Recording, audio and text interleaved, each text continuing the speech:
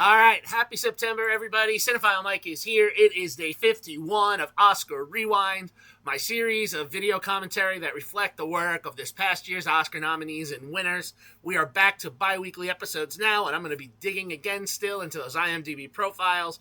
My hope is that you will discover a new, older favorite, or maybe something you haven't watched in a while.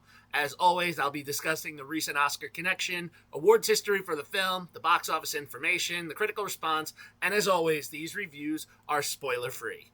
Now, before we jump in, again, do me a favor, click that subscribe button. You definitely don't want to miss any of the action coming your way on the channel here. So, with a new month comes a new theme, and while we have looked at the elements that have pleased our senses, we're going to dig even deeper into the visuals, and yes, the 9 films coming at you in September, we're looking at 3 that are related to visual effects, 3 for cinematography, and 3 for editing. So we're jumping in with the visual effects first. Today, I am starting the month with Warner Brothers Pictures' Blade Runner 2049, a sequel that was 35 years in the making. Written by Hampton, Fancher, and Michael Green, based on both a story by Fancher and the characters from Philip K. Dick's Do Androids Dream of Sleeping, and directed by the sci-fi maestro himself, Denis Villeneuve, the film opened in the fall of 2017. Now, despite recouping the reported production budget, it didn't quite make everything it needed to be profitable, despite making $92,054,159 at the domestic box office and an additional $167,100,000 at the international box office, for a worldwide total of $259,154,159. Now, there was even some domestic and international re-releases that happened over the last few years, but they only added a little bit more, so now, as of this recording and posting, the film sits with $277,937,605. Nothing to scoff at, but given the scope, well, it was a loss. But that happens, right? Critically, the film sits with an 88% rating on both sides. I think that's the first time this season that's happened.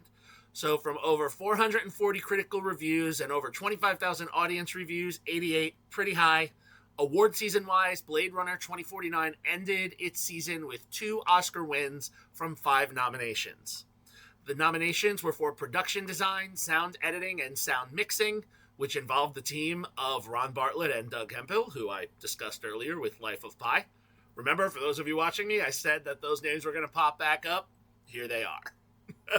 The 2 wins were for Roger Deakins for cinematography and the reason we are here, the visual effects team, which I'll expand on in a moment. Now, for Blade Runner 2049, some other highlights in award season to reference. It won those same 2 awards, cinematography and visual effects, at the BAFTAs, along with nods for production design, original music, sound, editing, makeup, hair, and a direction nod for Villeneuve. At the Critics' Choice Awards, again, the film won Best Cinematography, with additional nods for Best Sci-Fi Horror Movie, Costume Design, Visual Effects, Production Design, Score, Editing, and in addition to various guild nods and festival nods, in total this film had over 250 nominations and wins. I want to say there were 2 wins that it also had by the Visual Effects Society. So, which visual effects team members repeated this year? Well, we have a lot, actually. There's a big team. They include Gerd Nefzer and Paul Lambert. So these 2, let me talk about them first. Nefzer and Lambert had their first Oscar nod and win with Blade Runner 2049, and they would go on to win this award 2 more times together for both Dune Part 1 and this year's Part 2. Worth noting, Lambert has a 4th Oscar for his work on First Man. So Ryan Gosling has done some good for him as well. In addition to these 2, the Dune Part 2 team also included Rhys Salcombe and Stephen James, both of whom were on the visual effects team for Blade Runner 2049, but they were not part of the Oscar-winning team. Like, they weren't called up with those names because they were in more of the supporting jobs. But here for Dune Part 2, all 4 of them took home that Oscar. So, after all of that, let's get into Blade Runner 2049. Picking up about 30 years after the first film, and this one provides enough context, so if you didn't have time to watch Blade Runner, see Blade Runner, you want to check this one out, that's okay. but a little bit.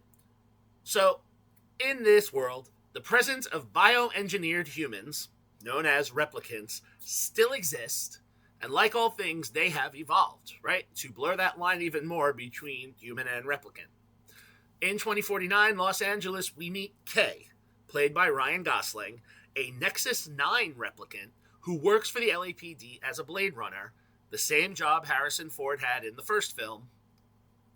And for those who are in the know, what do Blade Runners do?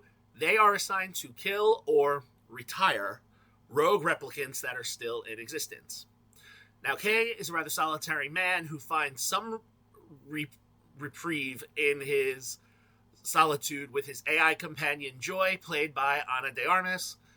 And after he is sent on a mission to kill a rogue replicant named Sapper, played by Dave Bautista, he discovers a box buried under a tree near the farm where he retired Sapper. Ultimately, upon digging into this box, they discover the skeletal remains of a replicant who died as a result of a cesarean birth. Now, this is alarming because this shows that humans and replicants could actually reproduce, which would lead to a whole massive collapse of civilization. So Kay is then charged by his superior, Lieutenant Joshi, played by Robin Wright, to track down the child, retire it, and eliminate any evidence of what happened. Simple, right? Now, in the intervening years from the first film, replicants were created by the Tyrell Corporation, which has since been absorbed now by the Wallace Corporation, headed by Neander Wallace, played by Jared Leto.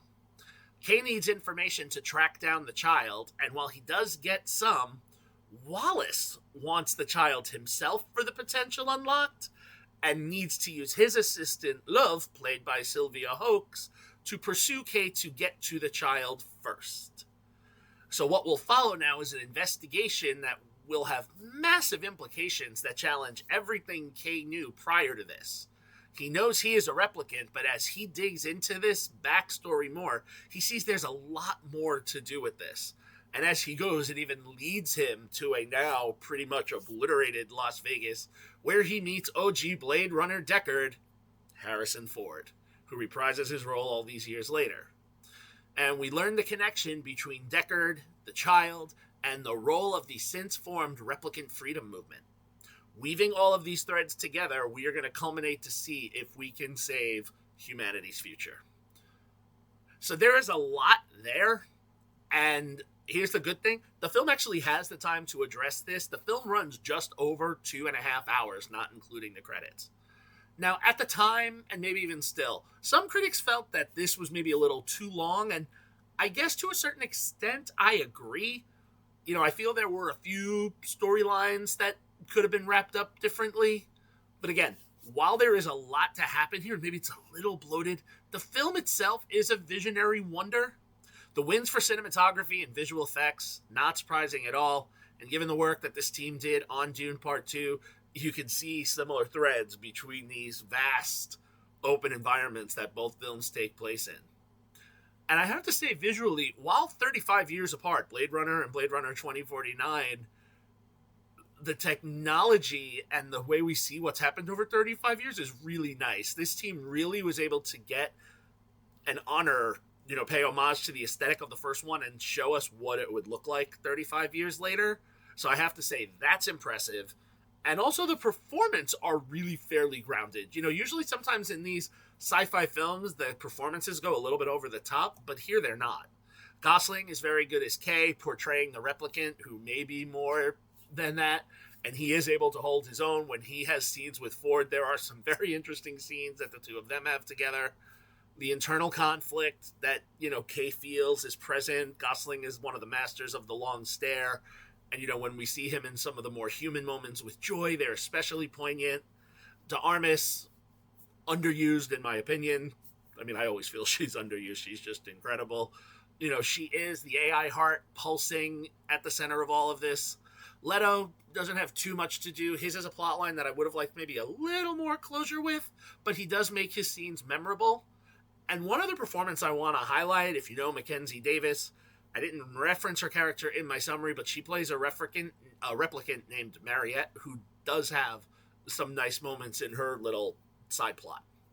Again, there's a lot in this film, and if you're the person that looks for like fast-paced action films, this is not the one for you.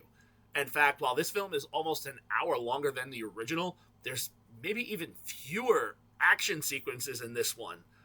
You know, Villeneuve did a nice job expanding the universe of Blade Runner and really getting into all of these crevices. So this one's almost more of like a drama than an action film. And I have to say, ultimately, all in all, it's a really solid 4-star film. Great visuals, good performances, a unique story to follow. Again, if you haven't seen the original, you can watch this as a standalone. But if you want, and I recommend, I did rewatch the first one before this. It was just nice to have the real big through line. Now, if you would like to watch these, unfortunately, neither one, as of this recording, is streaming on any channels or systems. So if you want to check out Blade Runner or 2049, you can rent or purchase them digitally from most platforms. Or, as I've talked about, you can track down either one of these for physical purchase. All right. So there it is. Strong start for our visual month. 4-star film right off the bat. Again, we are back to bi-weekly, so I won't see you guys again until Friday, but we will then continue through. As always, if you like what you heard here, please click that subscribe button, share and like the video, drop me a comment, get in on the conversation. I'd love to hear from you. You can follow me, Cinephile Mike, on all social media platforms and on Letterboxd. Find lots of great additional content on my website, cinephilemike.com. All right.